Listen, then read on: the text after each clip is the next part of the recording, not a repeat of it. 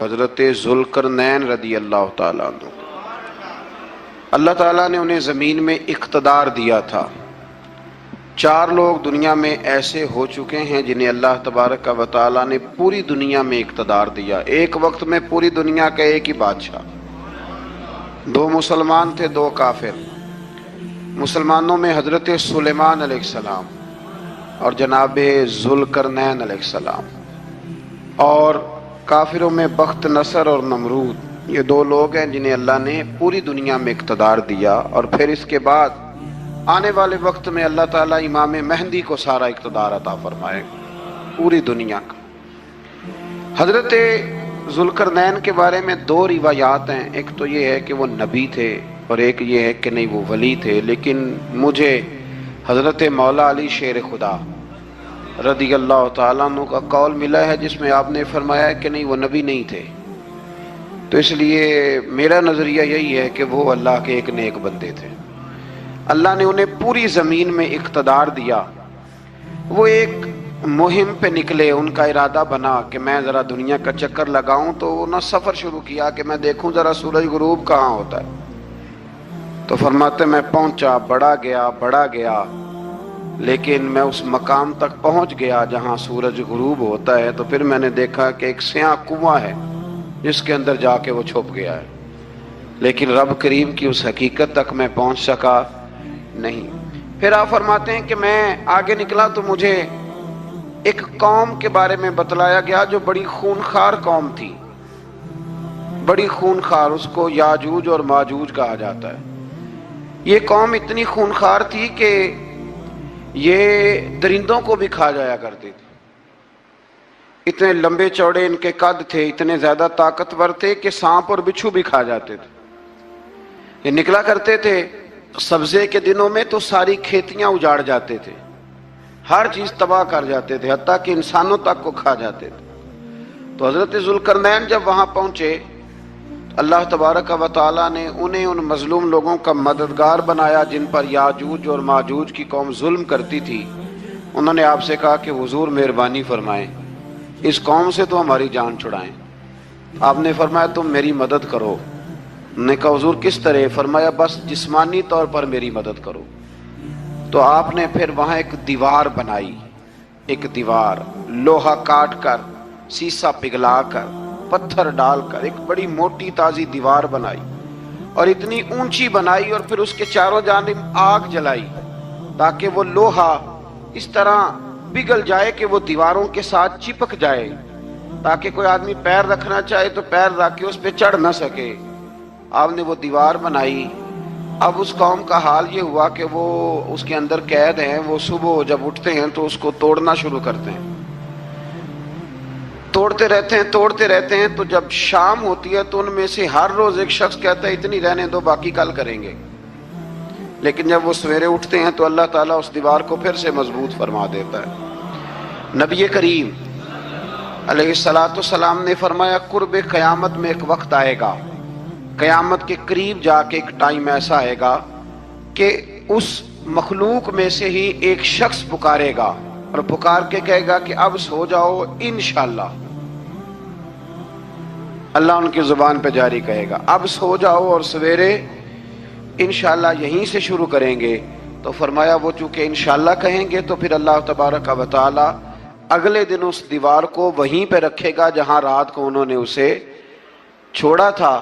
اگلے دن وہ توڑیں گے تو دیوار ساری ٹوٹ جائے گی، اور پھر اللہ تبارک و تعالیٰ کا فضل ہوگا تو مسلمان کی طرف وہ بڑھیں گے، وہ قتل و غارت کریں گے، پھر سے وہی درندگی کریں گے، تو پھر حضرت عیسیٰ علیہ السلام ان کے لیے دعا کریں گے۔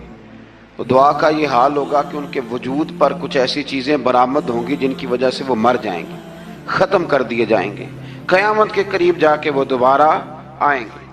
اس کے بعد پھر اللہ تبارک و تعالیٰ نے سورہ کہف کی آخری آیات میں 7 سمندر اور ان جیسے اور بھی آ جائیں، فرمایا 7 سمندر ہوں اور ان جیسے اور بھی آ جائیں اور مل کر وہ روشنائی بن جائیں تو میرے رب کے کلمات ختم ہونے سے پہلے سمندر ختم ہو جائیں گے۔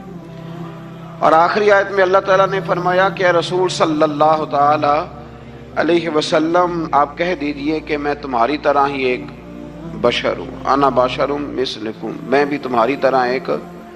अब मिसलकुम का बहुत सारे लोगों ने तर्जुमा अपनी तरह का कर लिया है, हालांकि हुजूर सल्लल्लाहु ताला अलैहि वसल्लम ने फरमाया कि बशर होने में मैं तुम्हारी तरह हूँ, रसूल होने में तुम्हारी तरह नहीं, अल्लाह का हबीब होने में तुम्हारी तरह। और वो ये जो मैं कह रहा हूँ ना, नहीं, तो ये सही बुखारी के लफ्ज हैं। हुजूर ने फरमाया अय्युकुम मिसली, कौन है तुम में जो मेरी तरह हो, ये सही बुखारी के लफ्ज हैं। अल्लाह तबारक व तआला समझने की तौफीक अता फरमाए। फिर इससे आगे सूरह मरियम शुरू होती है।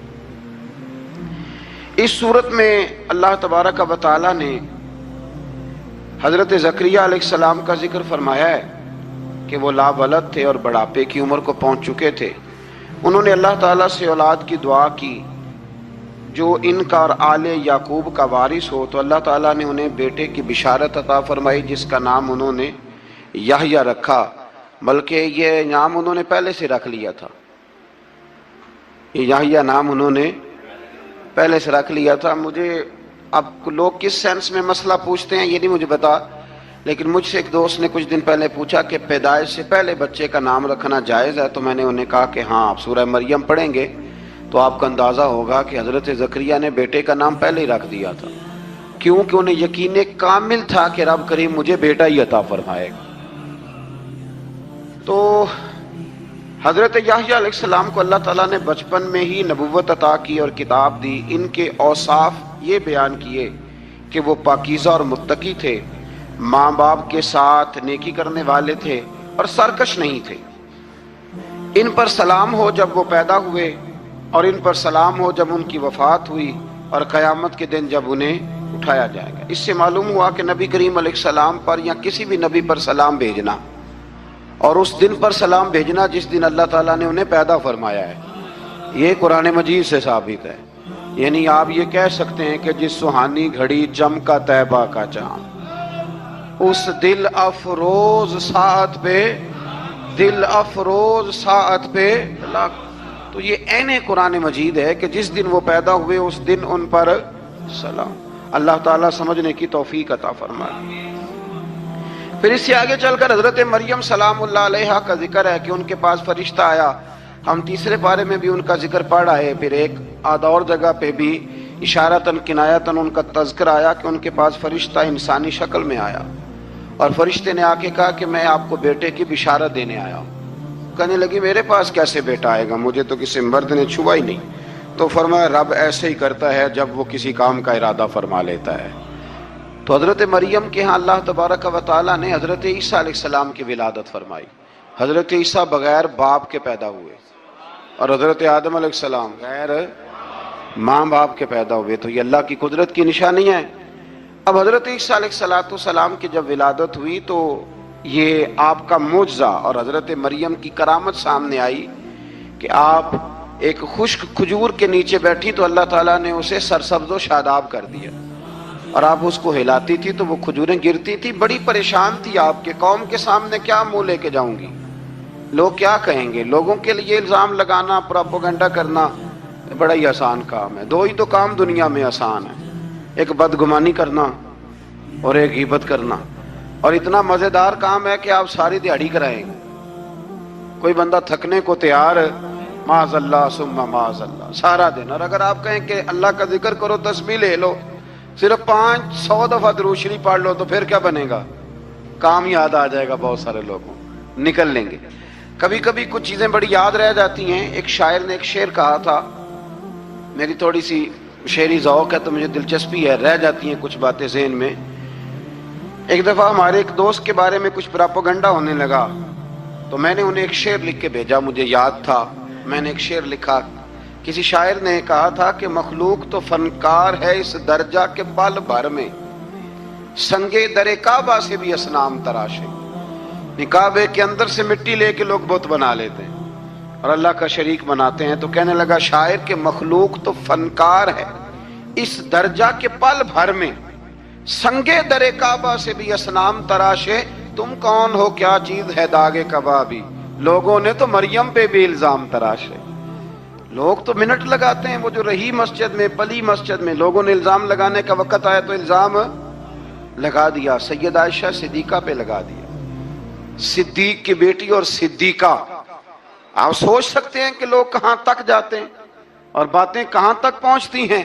तो ये मेरे रब करीम का फजल और करम है कि जनाब मरियम की बारात का ऐलान भी कुरान ने किया और हजरत आयशा सिद्दीका की बारात का ऐलान भी कुरान पाक ने फरमाया, ये भी कुरान मजीद ने फरमाया है। और कल परसों भी बात हो रही थी हजरत यूसुफ अलैहिस्सलाम की, तो इल्जाम तो लगते रहते हैं। तो मैंने उस दिन भी सवाल किया था, फिर दोहराता हूं कि गलती क्या थी हजरत यूसुफ की। कभी कुआं अंधेरा, कभी भाइयों के थप्पड़, कभी मिस्र का बाजार। और जरा सोचो तो सही, जब बोलियां लगती हैं इंसान की तो क्या हाल होता है। और फिर जरा ये भी तो देखो ना कि जब जुलेखा ने इल्जाम लगाया तो फिर क्या हाल है। और फिर 12 साल की जेल पर रब फरमाते हैं शाने मैंने यूसुफ को ही अता फरमाई। तो हजरत मरियम सलामुल्लाह अलैहा जब वो बेटा लेके गई उनके पास, तो उन्होंने कहा ये कहां से आ गया। आप फरमाने लगी मैंने तो चुप कर रोजा रखा हुआ है, इसी से पूछ लो ये कहां से आया है, यही बताएगा। पंघूड़े में थे हजरत ईसा अलैहिस्सलाम, पंघूड़े में। तो कुरान मजीद कहता है कहने लगे काला इन्नी अब्दुल्लाह। हजरत ईसा बोले और बोल के कहने लगे मैं अल्लाह का बंदा हूं। और आतानी अल किताब, खाली नहीं आया, किताब साथ लेके आया हूं। वजअलनी नबिया, और उसने मुझे नबी बना के भेजा है। तो हजरत ईसा अलैहिस्सलाम पंघूड़े में हैं, तो कलाम फरमा रहे हैं, अपने नबी होने का ऐलान फरमा रहे हैं। अब उस बंदे के करीब जाके उससे सवाल करने को दिल नहीं करता जो नबी पाक के बारे में कहता है 40 साल के बाद नबी बने। यहां पंघूड़े में हजरत ईसा कलाम करें, पंघूड़े में, और वो पंघूड़े में कहे मैं नबी हूं। और तो अपने रसूल के बारे में ये कहे कि बकरियां चरा रहे थे तो माज़अल्लाह उन्हें पता ही नहीं था कि मैं नबी बन जाऊंगा। ऐसी कोई बात नहीं। आला हजरत फरमाते हैं अल्लाह अल्लाह वो बचपने की फबन, यानी बचपन में भी रंग ढंग निराले थे मेरे रसूल की। अल्लाह अल्लाह वो बचपने की फबन, उस खुदा भाती सूरत पे लाखों सलाम, उस खुदा भाती सूरत पे। और मरहूम आजम चिश्ती ने भी एक जुमला बड़ा खूबसूरत कहा, उसने कहा तेरी हयात पाक का हर लम्हा पैगंबर लगे।